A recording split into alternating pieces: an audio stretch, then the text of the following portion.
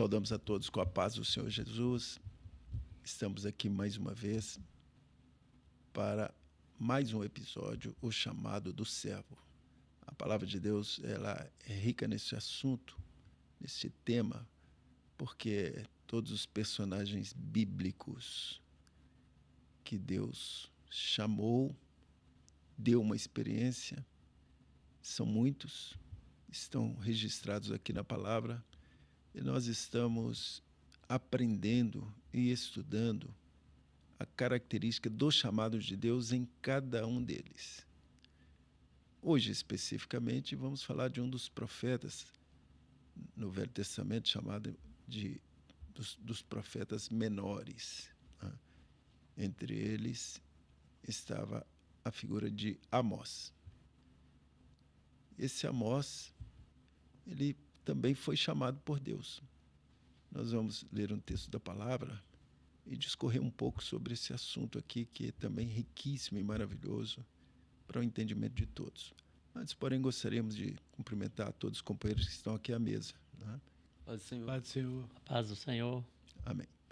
Voltando aqui, então, Amós 7, versículos 14 e 15, diz assim: Respondeu Amós e disse a Amazias: Eu não era profeta, nem filho de profeta, mas boieiro e cultivador de sicômoros. Mas o Senhor me tirou de seguir o gado. E o Senhor me disse: Vai e profetiza ao meu povo Israel. Então, meu querido, nós gostaríamos de chamar a sua atenção a que Deus sempre falou e continua falando. A palavra do Senhor diz assim: havendo Deus falado aos nossos pais pelos profetas no passado, a nós falou-nos nesses últimos dias pelo Filho. Então Deus usava o profeta para entregar uma mensagem de Deus.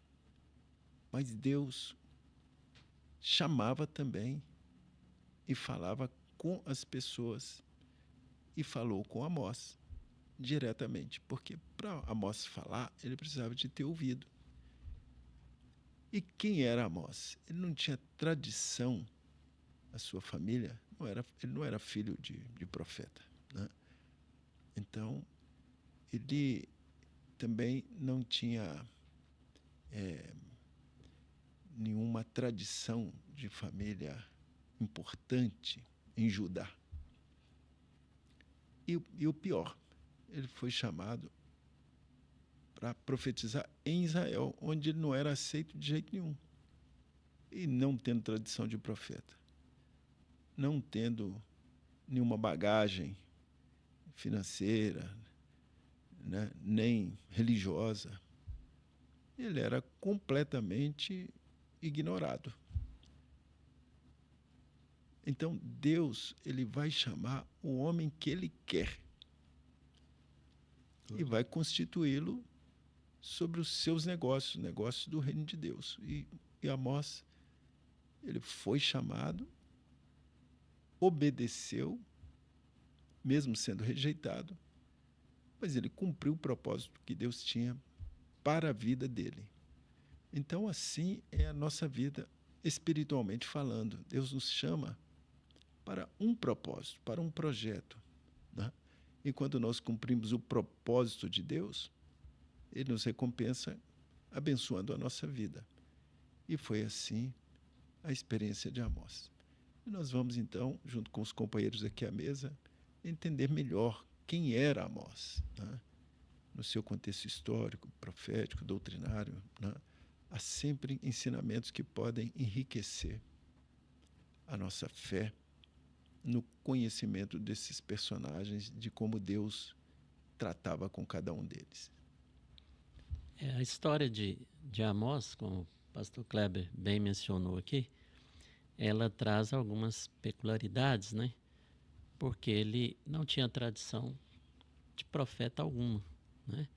Mas ele era um boieiro, ou seja, ele era um cuidador de bois e cultivador de sicômoros, que eram figueiras bravas, não é? E ele era natural de uma cidade chamada Tecoa, que era uma cidade de Judá, que ficava a 20 quilômetros de Belém. E ele não pertencia a nenhuma família de profetas e nem era servo de algum profeta, não é? Como foi Eliseu, do profeta Elias. Não.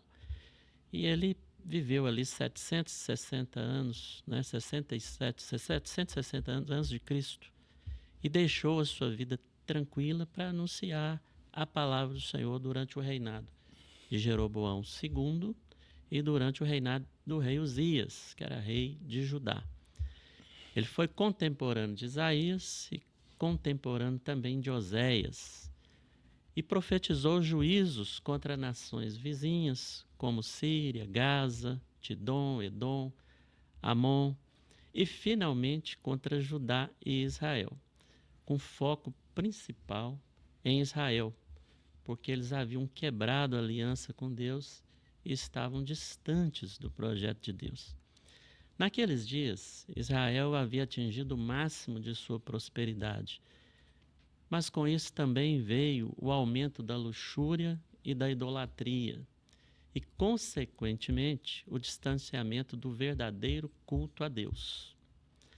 Amós foi convocado pelo Senhor para lembrar ao povo, exatamente nesse momento, do retorno da lei do Senhor e da justiça do Senhor, e para chamar o povo ao arrependimento. Uma das profecias, né, que ele proferiu, quando ele disse assim: prepara-te, ó Israel, para te encontrares com o teu Deus. A palavra de Amós, ela incomodava, porque ela anunciava que o julgamento de Deus iria atingir não só as nações gentílicas, mas também o povo escolhido, porque que estava se considerando salvo, não é? Mas na prática, o povo ali estava numa situação muito degradante. E ele foi denunciado e ameaçado pelo sacerdote Amazias, foi proibido, olha só que coisa interessante, foi proibido de profetizar em Betel. E há muitos, né, nessa última hora, nessa situação, eles preferem excluir o profético de Deus para ouvir apenas a voz da razão humana. Esse era o cenário ali em que Amós se encontrava. Mas apesar da mensagem dura, o livro de Amós ele termina com uma promessa de esperança e de bênção futura, né? Quando ele diz assim: Deus não destruirá totalmente a casa de Jacó, e no futuro restaurará o tabernáculo caído de Davi. Louvado seja o nome do Senhor. Interessante que naquela época a vida era agropastoril, então nós podemos imaginar como é que Amós atuava, aquela vida pacata, simples, uma humildade. Ele não sabia que ele tinha sido eleito por Deus, mas ele obedeceu imediatamente, porque quando ele fala: mas o Senhor me tirou de após o gado e o Senhor me disse: vai e profetiza ao meu povo Israel. Ali ele aceitou algo que ele nunca tinha imaginado, porque a soberania de Deus que estava sobre ele, que o elegeu para ser profeta. Agora, ao aceitar o chamado, Deus o capacitaria a levar uma mensagem de transformação de vida, uma mensagem que seria, para aquele momento que Israel estava vivendo, em uma distância, porque tinha prosperado. Às vezes o homem prospera, e quando ele prospera nas coisas desse mundo, às vezes ele se afasta de Deus, mas Deus sempre tem um chamado, e usou Amós como profeta para falar a verdade daquela situação. Então, um homem humilde que aceitou ser servo de Deus e Deus o capacitou. E, na sua humildade, ele se anulou, porque a partir dali ele fez toda a obra que Deus desejava que ele fosse usado na sua vida. Glória a Deus. E é muito interessante como o Senhor escolhe diferente do que os homens escolhem. Diante do sacerdote, do rei, ele foi rejeitado. Chega o sacerdote e disse: vai-te daqui, ó vidente, vai para Judá, não é aqui o teu lugar. Essa expressão é muito dura e é uma rejeição muito séria, mas Deus o escolheu. A escolha de Deus, ela é muito acima da escolha do homem. Glória a Deus. Deus o escolheu para um projeto. O propósito de Deus é que Amós fosse o profeta do Senhor. Ele ouviria a voz do Senhor e falaria o que Deus tinha. Falaria a verdade para o povo. E a verdade, em muitos momentos, incomodou, porque seria muito simples, e hoje é até natural, ele disser o que o rei queria ouvir. Ele disser o que o sacerdote queria ouvir, mas o compromisso dele não era dizer simplesmente qualquer coisa, ele tinha que dizer a verdade de Deus. E a transformação de vida de Amós, esse chamado e essa nova vida é muito interessante, porque há duas expressões que foram ditas aqui. O Senhor me tirou de após o gado, e ele era cultivador de sicômoros. Então, são duas coisas que representam a vida dele antes do chamado. Após o gado, e gado a gente sabe que é carne, é a natureza humana, a natureza carnal, com as atrações carnais, era a jornada dele, a vida natural dele. E os frutos do sicômoro eram frutos amargos, mas era uma vida que dava frutos amargos, difíceis, uma vida até de amargura, poderíamos assim dizer. Mas o Senhor mudou tudo e disse assim: agora você vai ser um profeta. Glória a Deus. Uma coisa muito interessante é que como Deus capacita aqueles que Ele chama. Há uma coisa nobre que nós vemos nessa obra. Às vezes, homens simples, mas profundamente usados pelo Senhor, dependentes do Senhor, era a vida de Amós. Ele profetizava aquilo que era a vontade do Senhor. Tem um aspecto do ofício, o propósito de Deus no chamado do profeta, que diz assim: certamente o Senhor Jeová não fará coisa alguma sem ter revelado o seu segredo aos seus servos, os profetas. O projeto da salvação em Jesus é esse segredo que o Espírito Santo revela. E, para encerrar, há uma expressão no livro de Amós que ela reflete muito bem o processo da salvação. Porque a salvação é ato e o processo. E Amós, o Senhor o leva a fazer uma pergunta diante de Israel, diz assim: andarão dois juntos, se não estiverem de acordo? Israel tomou a escolha de não andar com o profeta. Diferente disso, hoje o Senhor tem nos dado a oportunidade de amar a profecia. Glória a Deus. De viver a profecia, de valorizar a profecia. Deus não queria o juízo sobre Israel. Tanto que, em vários momentos, Amós diz assim: o Senhor disse, buscai ao Senhor e vivei. Mas a escolha foi uma escolha de não aceitar o profeta.